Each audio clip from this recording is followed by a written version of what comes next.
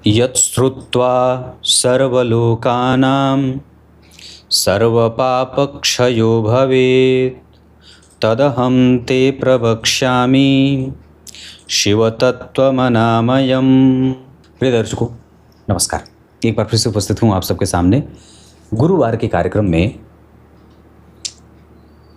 आज है तो गुरुवार वैसे, पर बात आज मैं आप लोगों से शनिदेव की करने वाला हूँ।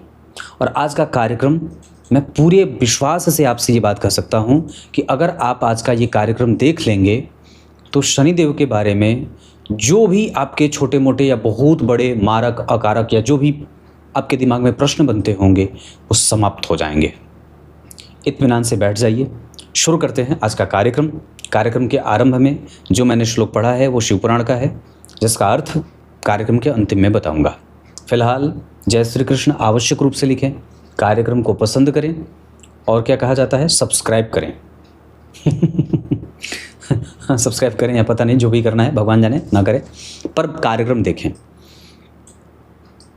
एक बड़ी अच्छी बात है, शनिदेव ना जितने कमज़ोर होंगे, बहुत ध्यान से समझिएगा, ये आचार्य वराहमिहिर का सिद्धांत है। शनिदेव जितने कमज़ोर होंगे उतने ही जातक की कुंडली के लिए अच्छे हो जाते हैं, और शनिदेव जितने बलवान होंगे उतने ही ज़्यादा कई बार परेशान भी कर देते हैं।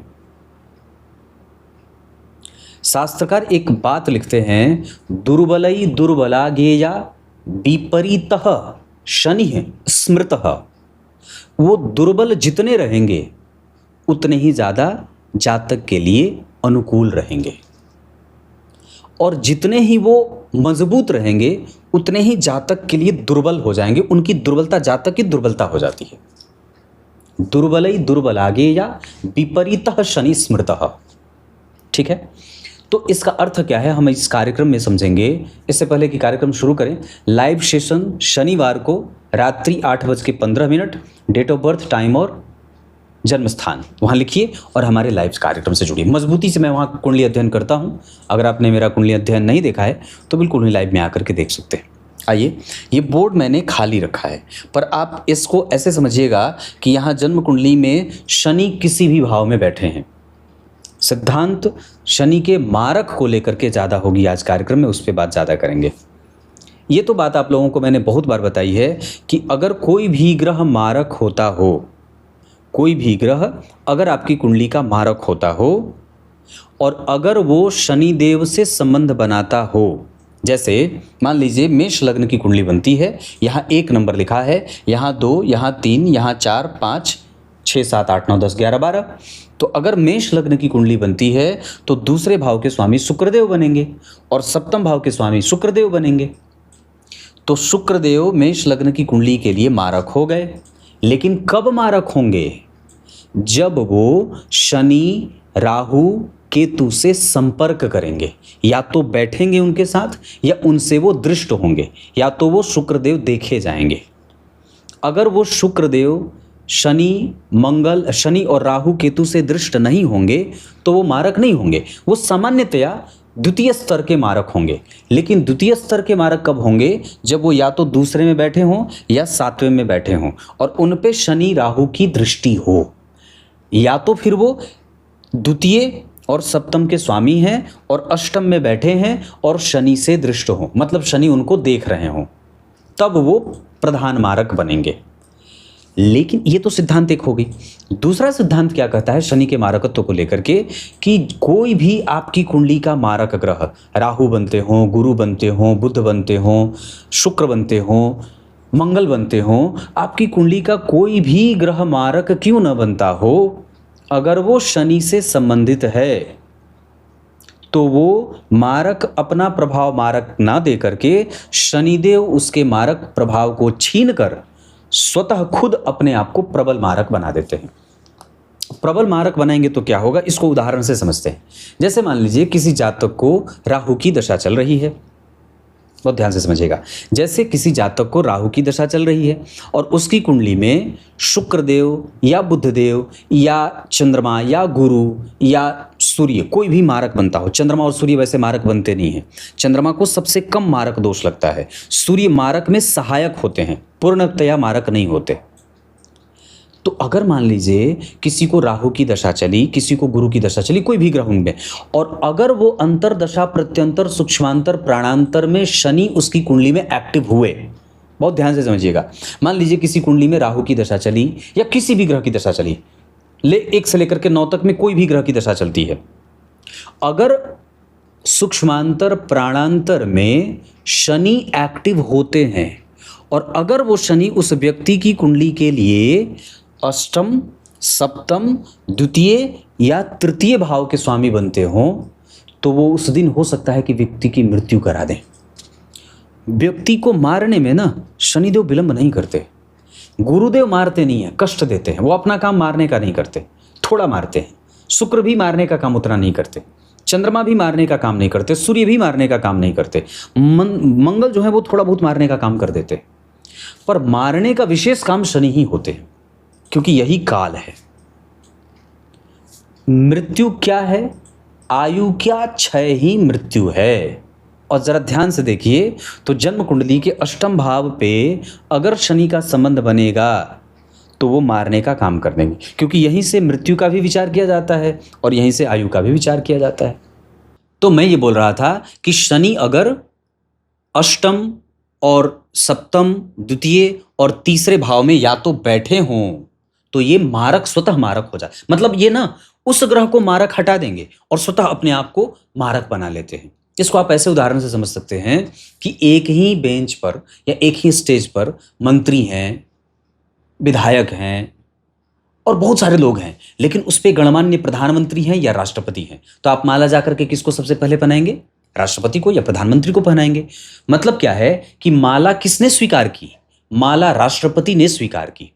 बैठे तो वहां राज्यपाल भी हैं, बैठे तो वहां मुख्यमंत्री भी हैं, एमएलए एमपी भी हैं, सांसद भी हैं, सब कुछ है, विधायक सब कुछ है। भगवान जाने अंग्रेजी हिंदी में क्या कहते हैं, मुझे उतनी जानकारी नहीं। पर स्टेज पे अगर आप जाएंगे तो आप किसको माला पहनाएंगे? वहां पे जो सबसे गणमान्य होगा।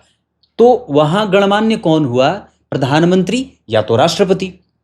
तो यहां आपके मृत्यु को किसने स्वीकार किया? प्रधानमंत्री ने, यानी कि प्रधान मारक प्रधानमंत्री बन गए। और अगर उस स्टेज पर राष्ट्रपति हैं तो आपकी माला, आपकी मृत्यु जो है वो माला हो गई। माला जो है आपकी मृत्यु हो गई, तो आप मृत्यु का वर्ण आपको कौन करवाएगा? राष्ट्रपति करवाएंगे, अगर बेंच पर उस स्टेज पर राष्ट्रपति हैं तो। इसका अर्थ क्या है कि राष्ट्रपति ने सभी लोगों के ऑरा को खींच लिया, सबके मारक प्रभावों को कमजोर कर दिया और स्वतः माला स्वीकार करने वाले हो गए। मतलब माला जो है वो मृत्यु है अगर, तो माला किसके पास गई? शनि के पास, राष्ट्रपति के पास या तो प्रधानमंत्री के पास। उपस्थिति कैसी है इसको और भी उदाहरण से समझते हैं कि अगर किसी भी व्यक्ति को राहु की दशा चल रही है, राहु में राहु हैं, मारेंगे नहीं, ठीक है। राहु में राहु हैं, उसी में गुरु आ गए, वो भी नहीं मारेंगे। उसी में प्रत्यंतर में शनि आ गए तो मार देंगे। प्रत्यंतर, सूक्ष्मांतर, प्राणांतर में जैसे ही शनि आ गए अंतिम में, वो काल आपके लिए मारने का होगा। इसको और भी ज्यादा कैसे और नजदीक से कैसे समझेंगे? अगर मान लीजिए किसी जातक की कुंडली में तीसरे भाव के स्वामी, छठवें भाव के स्वामी, 10वें भाव के स्वामी, एकादशवें भाव के स्वामी और 8वें भाव के स्वामी, इसमें से सामान्यतया तीसरा, छठवां, 8वां और एकादशवां, ये त्रिषडाय भाव हैं। तीसरा, छठा, 8वां और एकादशवां। आपकी कुंडली में जो भी ग्रह इन भावों का स्वामी है, अगर वो शनि के साथ बैठा है और जब शनि की दशा एक्टिव होगी तो ये मारने का काम करेंगे, तब ये आपको मारेंगे। हो सकता है कि मृत्यु तक दिखा दे, हो सकता है कि मृत्यु हो जाए। अब ये बात है कि इस स्थिति के कारण ही ये शनि मारक हो जाते हैं, क्योंकि ये सबका मारक प्रभाव खींच करके और खुद को मारक बना लेते हैं। और एक बात और है, जब जन्म कुंडली के सप्तम और जन्म कुंडली के दूसरे भाव पर शनि की दृष्टि हो या तो शनि बैठे हों, तो ये शनि डबल ट्रिपल मारक हो जाते हैं। यही दशा काल महामृत्युंजय तक करा देती है, या महामृत्युंजय करना चाहिए। दूसरा, अगर मान लीजिए शनि जन्म कुंडली के अष्टम भाव के स्वामी के साथ बैठे हैं, मान लीजिए आपकी कुंडली के अष्टम भाव का कोई ग्रह है, वो स्वामी है, और शनिदेव उसी के साथ बैठे हैं किसी भी भाव में, तो जब ये दोनों भाव एक्टिव होंगे तो मान लीजिए बुध अष्टम भाव के स्वामी हैं, मान लीजिए यहाँ आपकी कुंडली में 6 नंबर या 3 नंबर लिखा है, तो मान लीजिए आपकी कुंडली में बुध की दशा एक्टिव हुई और उसी बुध की महादशा में शनि का अंतर आया और उसी बुध की महादशा में शनि का अंतर और शनि का ही प्रत्यंतर आ गया, तो अब ये आपको मारने का काम करेगा। क्लियर है? प्रत्यंतर के बाद सूक्ष्मांतर प्राणांतर में अगर शनि ही आ गए वापस तो और भी ज्यादा ये मृत्यु दिखा देते हैं, मतलब सामने से मृत्यु हो जाए ऐसा। तो शनि ही वस्तुतः काल पुरुष के दुख हैं, मृत्यु हैं, आयु के क्षय हैं। आयु का क्षय ही मृत्यु है। और जब कभी भी विशेषतया तीसरे, छठवें, आठवें और एकादशवें भाव के स्वामी के साथ शनि का संबंध बनेगा तो ये आपको मारेंगे, पक्का मारते हैं। बचने के लिए महामृत्युंजय का जप, दुर्गा सप्तशती का पाठ, अकाल मृत्यु हरणम, सर्वव्याधि विनाशनम, सूर्य की उपासना, देवी मैया की उपासना, अगर हो सके तो बजरंगबली की उपासना, जो भी करना, काल भैरव स्तोत्र आदि का पाठ किया जाता है, तो जो भी करना है आप ये करिए। सामान्यतया आज का कार्यक्रम मैंने क्यों शनि के ऊपर बनाया है, इसका कारण है, था तो आज गुरुवार, पर शनि से संबंधित कार्यक्रम इसलिए बनाया क्योंकि गुरुवार को गुरुवार का हो जाता है, शुक्रवार को शुक्रवार से संबंधित, शुक्र से संबंधित कार्यक्रम हो जाता है, तो बच जाते हैं शनिदेव। शनिदेव को मैं शनिवार को लाइव आ जाता हूं, तो शनिदेव से संबंधित कार्यक्रम फिर कब बनेगा? इसी वजह से मैंने आज गुरुवार के कार्यक्रम में शनिदेव को पुकारा है। क्लियर है? समझ गए होंगे आप लोग कि ऐसे शनिदेव हमें मारने का काम करते हैं, ये प्रधान मारक होते हैं। इसमें भी बता दूं तो पापक ग्रह में सबसे ज्यादा मारने का काम शनि करते हैं और शुभ ग्रह में मारने का काम सबसे ज्यादा गुरु करते हैं। गुरु सबसे पापक, सबसे ज्यादा मारक होते हैं शुभ ग्रहों में, मतलब गुरु, शुक्र, बुध और चंद्रमा, ये 4 शुभ ग्रह हैं, तो इनमें सबसे ज्यादा मारेंगे गुरु, उससे कम शुक्र, उससे कम बुध, उससे कम चंद्रमा, और सबसे ज्यादा पापक ग्रहों में मारेंगे शनि, दूसरे नंबर पे राहु, दूसरे नंबर पे, तीसरे नंबर पे मंगल, उसके बाद केतु। ऐसे ये मारने का काम करते हैं। क्लियर है? अब आइए, कार्यक्रम के आरंभ में जो मैंने श्लोक पढ़ा था ये आप लोग समझ तो गए होंगे। इन्हीं सब कार्यक्रम के लिए मुझे ना स्मार्ट बोर्ड की आवश्यकता महसूस हो रही है। अगर मेरे पास होता तो मैं झट से बना देता और झट से आप लोगों को समझा देता, और मुझे बहुत आवश्यकता महसूस हो रही है। अगर मुझे कुछ अच्छे तरीके से आप लोगों को पाराशर हो रहा शास्त्र पढ़ाना है या कुछ और भी नए नए ज्योतिष के सिद्धांत बताने हैं, बड़े बड़े सेलिब्रिटी की कुंडलियां दिखानी है, उसके लिए मुझे उस बोर्ड की आवश्यकता महसूस हो रही है। जल्दी ही उसके लिए मैंने बुक करा दिया है, 1000 रुपये दे दिए हैं, जैसे पैसा हो जाएगा मैं वो खरीद लूंगा। आइए, कार्यक्रम के आरंभ में जो मैंने श्लोक पढ़ा है उसका अर्थ है कि अब नारद जी जो हैं वो ब्रह्मदेव के पास जाते हैं और उनसे कहते हैं कि मुझे शिव जी की उपासना कैसे की जाती है, शिव जी की भक्ति से किन किन विषयों और वस्तुओं का और मोक्ष का गति का प्राप्त होता है, वो सब मुझे बताइए।